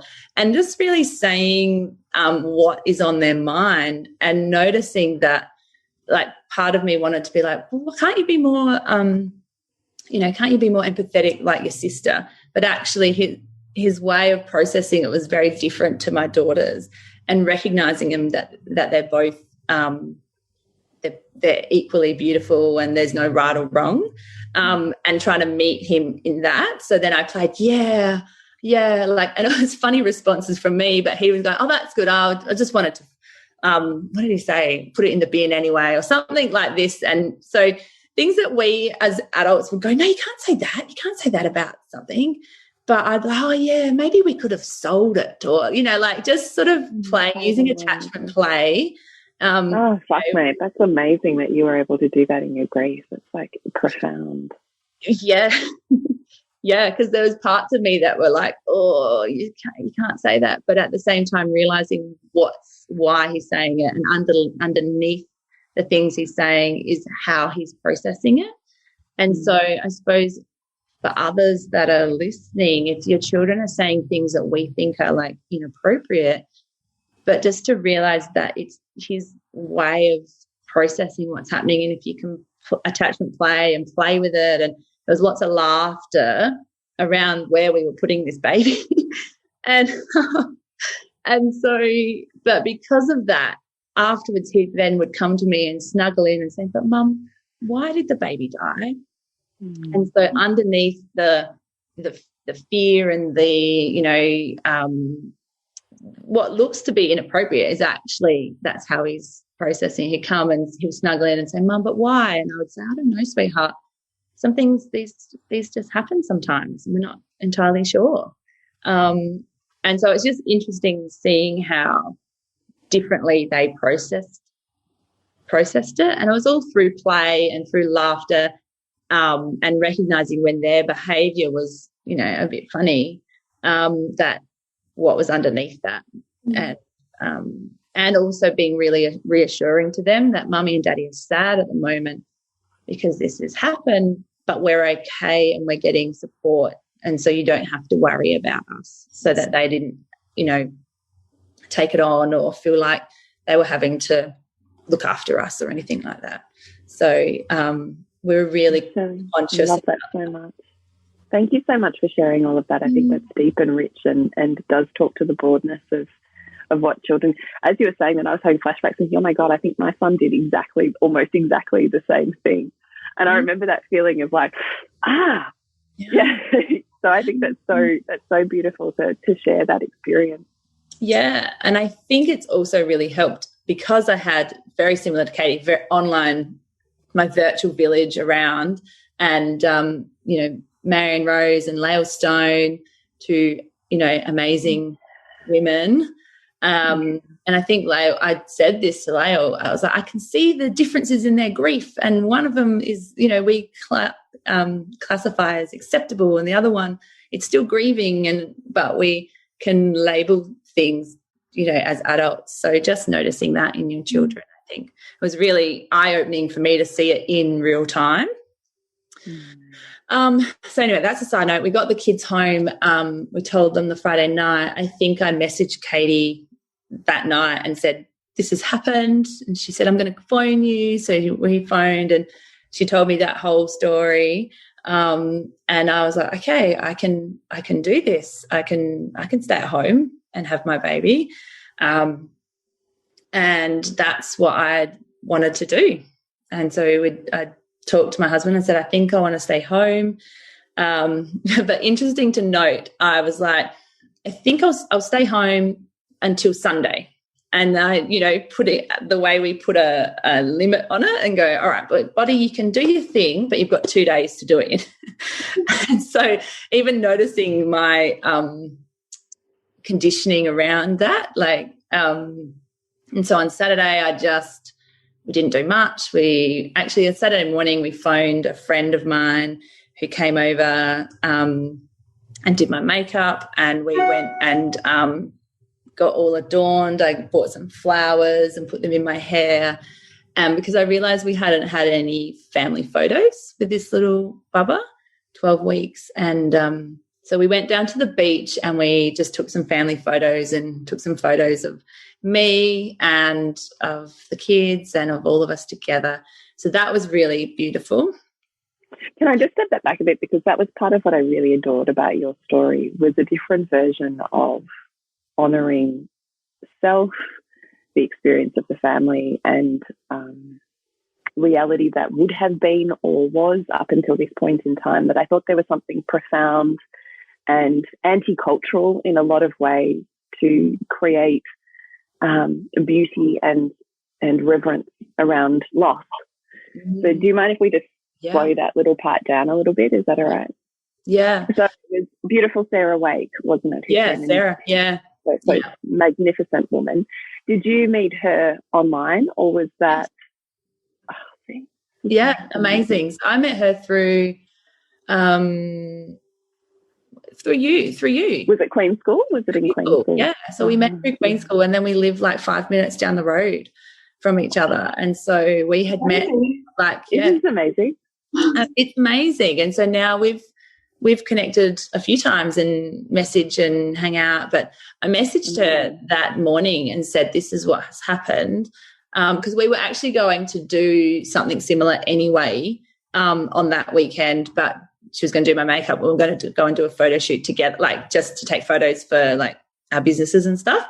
But I'd messaged her and said, this has now happened, but could you still do you mind coming over and doing my makeup? And that adornment, which she talks so much about, but also similar to when I had a mother blessing with each of my births, before birth, I really honouring the mother that I'm about to become, and honouring the birth of the baby and being supported by women. And I know, Jules, this is, your thing as well, but it's like, this is what you do, and this is why I love this work. And so I didn't have that yet. This was my opportunity to do that. And I think because what had happened in your head to make you decide, I actually want to do this? Like, what had happened in that? Because it's kind of, I love what you're saying, it's kind of like having a blessing way, but for this baby that's leaving us sooner than we thought. Yeah. I think for me, I always honor that spiritual aspect, and the I don't know what the process is, because I see every birth as a birth of a new me, and a new and the baby coming through, and so it just overnight I was like, this is what I felt like I needed when I was journaling. I was like, oh, I need to have family photos. It was almost like, we don't have any family photos. I want to remember this moment. I want to remember us in this, and like timestamp this moment. And so, why was that important for you to remember this moment? Great question. I think because these are profound moments, and that when we honour them, it completes a process, or it feels integrated in our system. If we just, I was really conscious of the urge to skip over it, and just my urge to, I can see why there was a desire. I'm like, I'll just go to the hospital and get it done. Oh, because it's a strange feeling knowing that your baby has died inside, and that you haven't given birth, but how does, what happens next? It was a very new experience. Like, other than Katie's, I hadn't heard anyone going through it. And I had to resist that, the time when you would just want your baby out when you're about to give birth, and you're overdue, and you just want it out, and you're like done, and you can't wait any longer, and you want to go and just say, induce me, but you wait and you wait and you wait, and then you have the baby, and then a week later you're like, what was so hard about waiting? It's that. It was that same feeling. I wanted to skip over it and just have it done. But also I just knew that I needed to stay in this moment. I knew I needed to honour this moment. I knew I needed to celebrate it, and really honour this process. I don't know if there was a decision, but it was just I knew I wanted to take photos. So beautiful. So I'm going to mute myself in a minute because my husband's like at 5. I don't want it to irritate our story. But I want to know, how was the experience for you of calling a woman in who was there to honour, nourish? And I know that Sarah would have held beautiful space for you, so I'd love to hear about that, and what it was like to be adorned for essentially a saying goodbye ceremony, and then what that experience was like for you doing it. Are you able to stretch that out a little bit? Absolutely. She was amazing. Imagine going over to someone's house knowing that they're about to have a miscarriage, and you're doing their makeup, and you're really like taking beautiful photos, and I put flowers in my hair, and really honouring that reverence as a woman and as a mother. And she was amazing. Lots of laughter, a bit of joke, a bit of fun. There was a few tears, and then, she kissed us, said goodbye. And then I was like, right, family, let's go down to the beach. And the beach was this eerie, overcast, funny. It was the energy of the beach that day was just, I can still feel it. If I close my eyes, I can still see it. And so we played on the beach with the kids. We took some photos. There was photos where I look back now, like, you can see the sadness in these photos. And I just didn't want to leave that day. I could, my husband's like, okay, we've got to go. We've been down here for hours. And I was like, that feeling of not wanting to leave, because then reality is that we're not going to have this baby. So that was really profound and sad at the same time. So, and in my head, I thought that it would happen that night, because I was like, right, I've done this little ceremony. We've honoured, we've taken photos. Right, okay, body, you can do it now. But there was more. So then I woke up the next morning and nothing much had happened. And in fact, my bleeding had sort of almost dried up a bit. I was like, well, and then so Sunday I remember having a day of just wanting it to be done. I wanted it to start. I wanted it to happen. I thought maybe we'll just go to hospital. We'll get that feeling of wanting to get it done so I can move on and forget about it, which I know a lot of our modern society does and celebrates it almost. Oh, you're back at work already, or you skip over it, and all of a sudden it's like nothing, and we're busy back at work, and we haven't actually processed the enormity of the fact that we'd bought a car for this baby, we'd planned a house renovation for this baby, so we've got a bigger room, we've welcomed, already our lives were preparing for to have 4 kids. So yeah, Sunday I spent a lot of toing and froing, a lot of that sitting in that really uncomfortable feeling of the unknown, what my body was, what it was going to be like, fear, all of that. And I was messaging similar, boxering with Lael Stone and Marion Rose and these people that I have in my life that support me and mentors, and they were amazing. They just were like, you can do this. Your body can do this. Imagine what you wouldn't want it to be like. What do you need for that to happen? And, fully having my back, and just the power of someone having your back is amazing. And so then Monday morning I woke up, this is like 3 days now, since finding out. Monday morning I woke up and messaged my friend and colleague and mentor as well in craniosacral therapy, which is what I do. And I messaged Erin Riley, she teaches many craniosacral therapists here in Australia, the most profound, beautiful soul. And I messaged Erin and said, this is what's happened. Any chance I could come in for a treatment session? And she was like, yep, come in this morning at like 10:30. I'll start my day early. So she fit me in. And so I went in for this, for a craniosacral session, which is a light touch type therapy for those that don't know about it. And so we started, it was the most profound hour of my life, basically, where often when we're working with clients, there's a process in craniosacral therapy called completion of the biological process. And that is often when we're pregnant, there's like a gene that flicks on that, that is your biological process. So you have one for birth, you have one for death, you have one for all sorts of sort of processes that we go through. And sometimes when the process doesn't complete how we expected it to or how it needed to in our bodies, it will continue to float around. That energy, and Jules, I know you work heaps with energy, so that energy is still present in our bodies, and then it can cause all sorts of different things. And so we basically did a completion of the biological process where I energetically and emotionally said goodbye to my baby. And it was through imagery and dialogue, kind of like a psychotherapy session, but with hands-on. And so Erin held that space for me, and she had her hands on my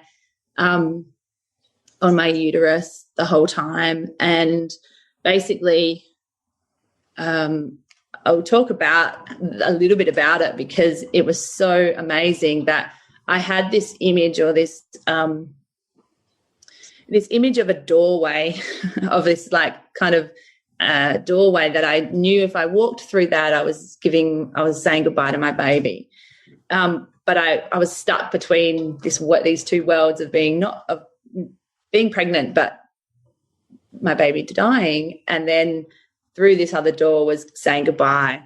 And I couldn't walk through it. It was like this. I just said to Erin, I can't walk through that. I was like refusing, hence why the last 3 days nothing much had happened, because my body was almost like, no, I don't want to say goodbye. And so then she said, what do you need to help you walk through that door? And I just had this image of women literally picking me up and walking me through this door. All the women that I've ever known, all the women that support me virtually, all the women that I know or have come before me, like literally picking me up and walking me through this doorway. And then once we were through this doorway, and this is sort of all images that come to you and imagery. So it was like very real in my field. But then the women couldn't walk any further. They walked me through this doorway, and then I had to do the rest myself. And so then I was in this space where I said goodbye to my baby, and I held her in my mind's eye, or in my imagination. I held this little baby and kissed it goodbye, and told her all the things that I would have wanted and wished for her, as I felt it was a girl. And so we sat there for a while, and then I talked to her and said I loved her, and she looked back at me and she said, I love you too, but I've got to go. And then it was saying goodbye, and then I kind of, this guttural kind of sound came out of me of pain and heartache and sadness and all of that, sort of almost like a labour, as we do in labour, like that real sort of guttural roar, and all the while being held by this beautiful friend and colleague and therapist next to me, holding me, like holding my body, saying, you can do this, I've got this, because I said to her, I feel like I'm going to shatter. I felt like my heart was going to shatter, but she's like, knowing that I've got you and you're held, I could do it. So I said goodbye, and then this feeling of kind of energetically, this image of this baby kind of going into the light, so to speak. And that was my, and then we let it settle, and a bit of talking and a few more tears. But this most profound session where I energetically and emotionally processed that, and that completed that process, was so important for me, because then, so that was the Monday. I went home and just slept. Similar to Katie, I bought a little rose quartz as well, a little rose quartz to kind of honour this session and honour the fact that I can tune into my baby at any time, and tune into that little soul at any time, and really honour and hold that. And so I felt like after that session that I knew that the physical part would complete then. And so that was Monday, still nothing Monday, but I started to bleed a bit more on Tuesday. Tuesday I went for an acupuncture session to induce labour. So I know many people do acupuncture, and I've done it before to sort of bring on and stimulate labour. So I went for that to a clinic around the corner, and after that I knew, like, the back cramping started to ramp up, and I felt like those period cramps were really ramping up. during the day, and I just felt that it was going to continue to happen. And I think after that after that craniosacral session, I knew that I could complete this process at home. I knew that this was my process, or, my story. So then Tuesday night I went to bed, but cramping had started to ramp up some more, and it was actually quite painful. It's like contraction. It's like labor pains, and I think it was about midnight that I actually did take some Panadol. I don't normally like to take too much, but I was like, oh, this is really uncomfortable. I took a couple of Panadol, and then about 1 o'clock in the morning, because I think I'd written in my journal I wanted this to complete in the evening, at night time, where it's just me, my husband, the kids were asleep. And so I had written out like sort of what I wanted, how I wanted it to look. And it kind of ended up that way. So about 1 o'clock, I was really uncomfortable and rolling around, and we went into the bathroom, and I was on the toilet, but I actually had put a little bowl in there to capture it was like a big cloth that kind of came out. I don't know how much detail you want, but basically it was like a labor. It was labor pain. And at one point I was having to breathe through these contractions because my uterus was really working hard to deliver the baby. And I even said to my husband, I said, I think we've got to go to the hospital. I can't do this. That same feeling that when you're about to give birth, when you say, no, I'm out, I can't do it. And, it's sort of happening. So I said that, but then he was amazing, that being held and just holding my hands, and I was crying, and he just looks me in the eyes like, you can do this. And then when the baby came out, the pain instantly went. It was kind of back to a period pain. And, and so then the next day I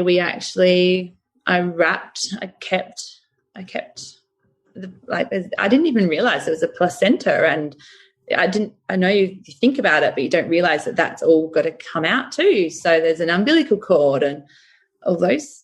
Yeah. It's really great, because I didn't know this either. So I actually think this is really healing to hear as much detail as you feel comfortable to give, because I do think it's really useful for women, because we don't have a social framework that just that gets done in hospital while you're knocked out, right? Like we don't actually have a concept of what normal physiological birth of a miscarriage looks like or feels like or sounds like. So please don't feel like you need to hold back or defer detail. Yeah. Well, thank you for that, because I was like, I don't know how much people want to know.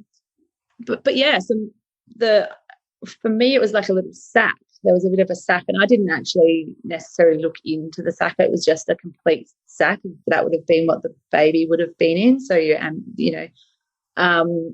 and then there was an umbilical cord that, again, I didn't look too deeply into it, but I actually needed to look, because then it was really healing for me too. And then a clot that looked like what the placenta would have been, and it all came out in separate parts. But certainly when the sac part came out, that was the bit that then after that, obviously my body felt a lot more comfortable because the pain had disappeared, and then it was just like a big period clot, and then a bit more blood. And I sat on the toilet until that finished, and then I had a shower, and I was back in bed it was an hour all up, from 1 to 2, really, from when I went into the bathroom to being back in bed. It was about an hour. And I know sometimes it can be longer for people, or more blood or less blood, but I think having people, you're right, Jules, like having some context or some idea of what it's like, and it's not going to be like that for everybody, but I didn't even know that. I didn't really even think about what comes out and what does it look like. And for me, one of the things I was scared about with completing it at home was, but where does it go? I want to be able to honor this little baby or this little soul. So that's when we put a little bowl in the toilet to capture it, to capture it. And then we kept that, and then I wrapped it, and we did a little ceremony that day. So the next day was the Wednesday, and I put it in a little biodegradable bag and wrapped it up with some beautiful material, and we took that to my parents' place actually, and dug a hole and put that in there and planted a plant over the top of that, and we all said a little goodbye and played some music, and it really actually gave us a chance to honour this whole process, and to my parents too as well. So they were there, and my nieces and my brother, they were all there. They're living there at the moment, so they were there. And just having that process for us, it was interesting because my husband's like, why are we doing this? He was a bit like, why are we doing this? This is so strange. It was a bit strange for him. He goes, I don't connect to this. This doesn't seem like something that I want to do. And I was like, no, this is what we're doing. I want to do this. Well, I wasn't that forceful, but I did honour his thoughts. But I actually said, I think this is really important for me. And when we did it, and then afterwards, when we all were taking lots of photos, and he said, that was really amazing. And thank you for doing that. And thank you for doing that for the family, because that really helped him as well. Because it's not just a loss for us. And I know we talk a lot about it, but it can be hard for the dads too. And even my mum and dad, they said, oh, thank you for that, because, it was a grandchild that they were going to get. And so, having that process was really important for me too. Can I just ask you a little more context around that? So how did you have that conversation and set up with your parents, and what was that conversation like? And what did you actually do in the ceremony that as your partner has shared, just made it feel really good? Well, we kind of actually kept it pretty light. I'd said to Mum, and when we don't necessarily follow a religion, so to speak, but for me it's more of that spiritual aspect of honouring this whole process. And I think I just phoned Mum and I said, we want to do a little ceremony and their house has got these beautiful trees and space, and we'd just got a puppy, so I didn't really want to do it at our house because I was a bit scared the puppy would actually dig it up. So it was a bit more of a practical thing that I'd said to Mum, can we do this at your house? And I think they probably thought it was a little different, but they have come to realise that's me and I honour these processes, and they now love me for me talking to talking to the spirits and things. So they actually were really supportive, and Mum actually was the one that bought the pot plant, bought the flower, and I hadn't even thought of that. I was like, oh, that's such a nice idea. Thanks, Mum. So we'd picked, she picked a couple of flowers and which one we wanted to plant, and so we dug the hole. And it was really important, I think, for our kids as well to understand more about this process, because my daughter would run around and say, look, because we had a little basket with the material wrapped up, and my daughter would say to her cousins, look, that they named the baby. I can't think what they named it now. It's just gone out of my brain. But they were talking about, oh, look, it's in here, and then my daughter just said, yeah, it's not in Mum's tummy anymore. And so it's just having kids to be able to process that, and then we put it in the ground, and we picked some flowers and we threw some flowers. Everyone got to throw the flowers on it. We didn't have it as a too formal, but we did get to say goodbye. And I think that was really important. Mum was playing some music, and every music song seemed the saddest song in the world. So we were all having a cry. And I think just the opportunity or creating that space to allow for grief is really important. And I think that's what that did. Oh, Shelley. Mm. And so how did you feel afterwards? I think we then had a couple of days where we were at home. I didn't work that week, that was the Wednesday, so I just took the rest of that week. It was pretty quiet at home, and lots of family time and connection time and things like that.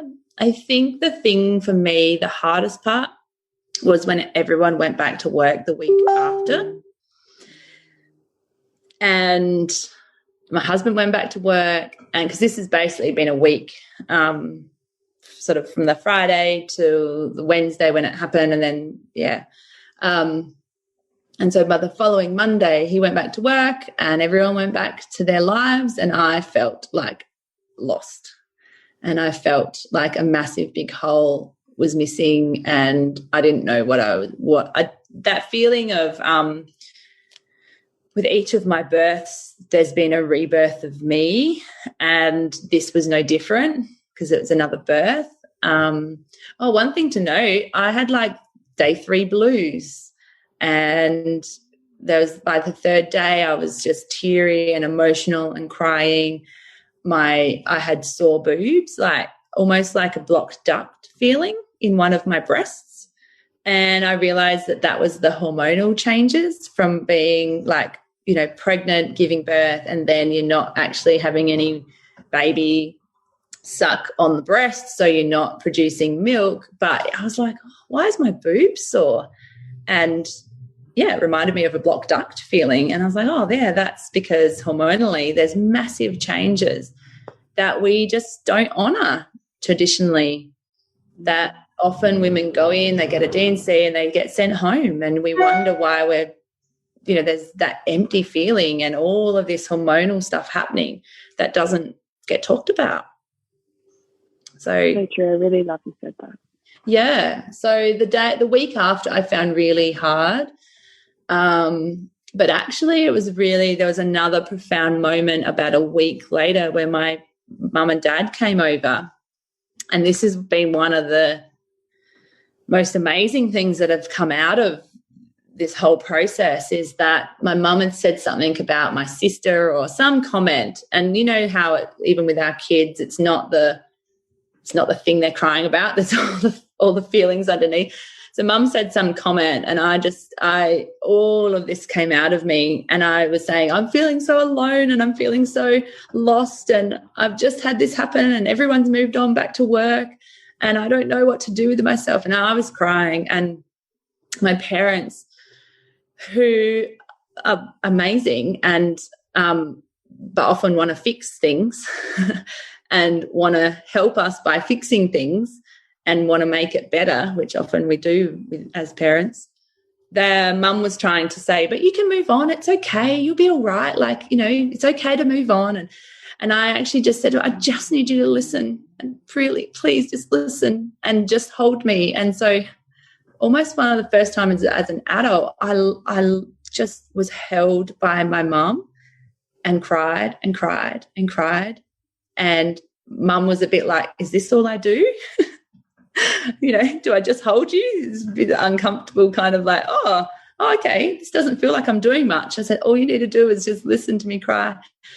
And then my dad held me, and he probably held me for, I don't know, half an hour, standing in the dining room kitchen and with me crying and just really letting out that grief. And being held by my parents in that grief was just so a really profound moment for me as an adult, even to be held by our parents. And I felt like I ended up crying for all the times before where, maybe they didn't hold me in my grief or haven't been able to, or whatever it is. But really that has been, I remember that moment with them and even Dad just said I think Mum said, what do we need to do? And Dad just said, this, we just need to be here. And it blew me away. So there's been some really profound shifts in me and our family and throughout this whole process, really. So, yeah, that's pretty much the whole story. Thank you so much for letting me talk for that long. Thank you so much, Shelley. Oh my gosh, we're just like, we're all here like little blubbery messes. Moving through your story with you, my gosh. So beautiful. Thank you so much for sharing, Shelley. It really is divine, and I love the expansiveness. I love the healing. I love all of it, because it's never too late to heal, is it? I mean, even this opportunity opens up an opportunity for you to heal your inner child as you're birthed. Another version of rebirth, isn't it? I mean, it's extraordinary. Yeah. So I'm so grateful for the sharing of both of your stories. Katie, did you want to reflect anything before we move on? Oh, just thank you so much. Again, I've heard the story as well, and I just felt it all over again. So thank you again for sharing, Shelley. You're welcome. Yeah. So these two beautiful women are going to be joining us in Soul Driven Motherhood for a conversation with the women that we have in there around miscarriage and what it can look like and how we can heal, and just a sharing and an experience with them. For women that aren't in Soul Driven Motherhood or don't make their way there, I just wondered if there was any messages that either of you would like to leave with them as you exit their ears at the end of today's podcast, if there was an offering or anything that you just wanted them to, I don't know, anything you wanted to share. I don't want it to feel like pressure, just like, is there something that comes forward for you? Do you have anything, Katie? I can go if you want to. You can go, yeah. I think for me it's just sitting with whatever is coming up for you, if there is anything, because the amount of women that have come up to me after me sharing my story and saying, I've never spoken about my miscarriage, or I've never spoken about my loss, or I've had 4 or 5 or 7, or is profound. And I think so, honouring whatever process you're going through, if there is anything. And also one thing I forgot to mention or share was I've had a friend that has reached out for me, Colleen, if she listens, but who experienced many losses, and she has been profound in checking in with me and just messaging, for that first 2 weeks, it was almost daily. How are you today? How's your day going? And even if I didn't respond, it was like just knowing that someone was checking in on me was just so, so helpful. And so even if nothing's coming up for you personally, but we all know someone that's potentially lost a baby, or if they do and they're going through it in the moment, just don't underestimate the power of having someone message you and say, how's your day going? I don't need a response, but just, I'm right here, and how's your day going? Because that's been so, so helpful for me. So, yeah, just sitting with what's coming up, or, being there for another sister if you have the capacity to. Yeah. Thank you. Yeah, it's beautiful. I'd probably just add that there's no right or wrong way of doing this. It is, everyone is going to experience miscarriage in a different way, and I hope that this conversation has provided, another way, perhaps another way of doing things. But this also may not resonate with people as well. I just really wanted to acknowledge that too. That. This is your experience, so really tune in and feel how you want to experience this process. Thank you.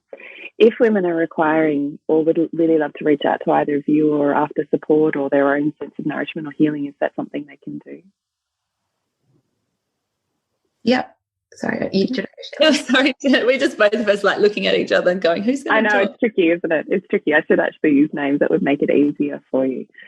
I was just wondering before we wrap up, if you could each share where we could connect with you, find you and your work, and perhaps if our own bodies need nourishing, healing, or being lavished nourishment and healing upon, where we could find you. So, Shelley, are you able to share first?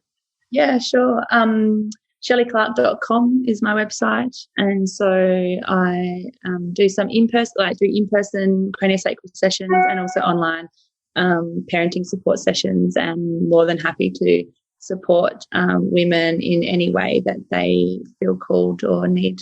So, yes, check us out there. Thank you. We will put all of these in the show notes just so everyone knows you can click down now. And Katie Parker, where can we find you and your work?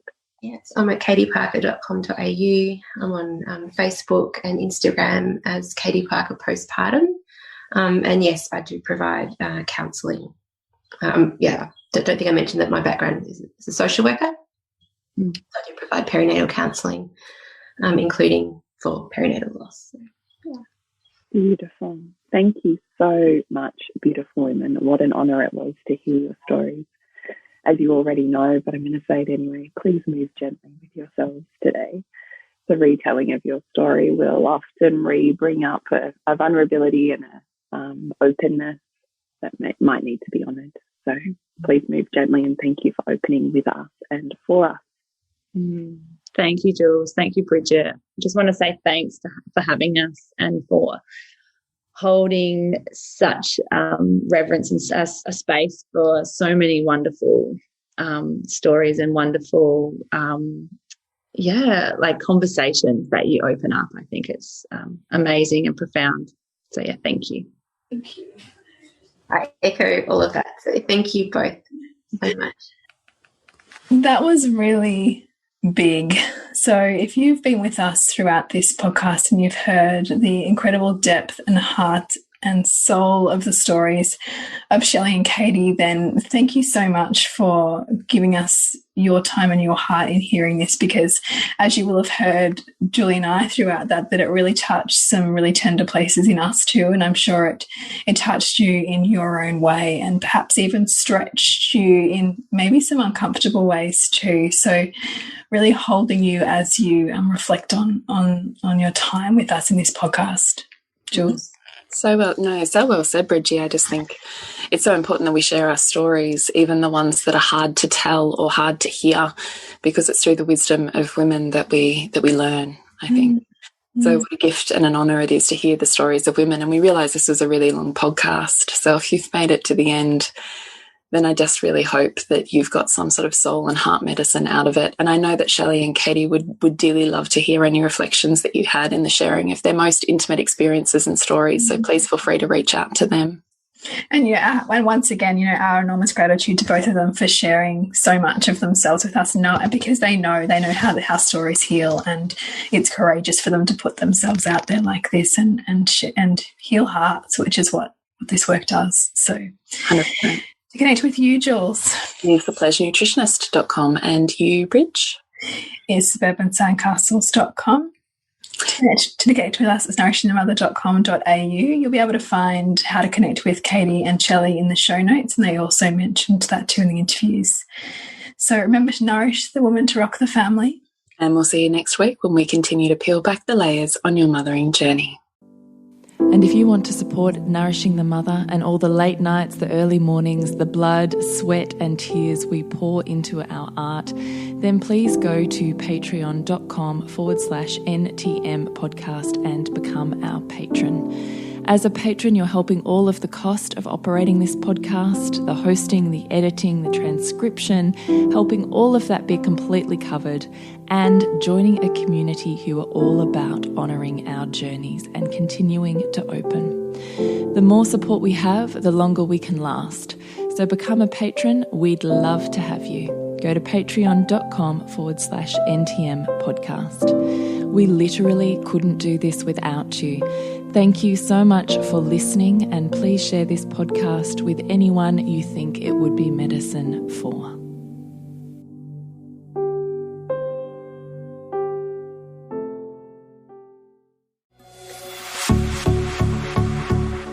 This has been a production of TheWellnessCouch.com. Check us out on Facebook and join in the conversation on Facebook.com/The Wellness Couch. Subscribe to each show on iTunes and check us out on Twitter. The Wellness Couch, streaming wellness into your lives. Whilst the Wellness Couch presenter endeavor to provide accurate and helpful information to their listeners, these podcasts cannot take into account individual circumstances and are not intended to be a substitute for health and medical advice from a qualified health professional. You should always seek the advice of a qualified health professional before acting on any of the information provided by any of the Wellness Couch podcasts.